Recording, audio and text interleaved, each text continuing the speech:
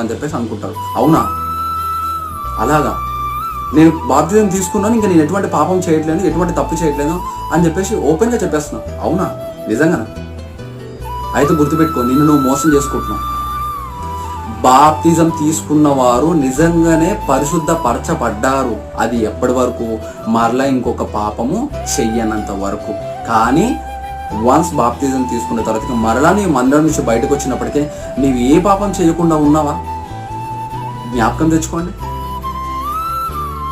బాప్తిజం తీసుకున్న వారు పాపాలు చేస్తారండి.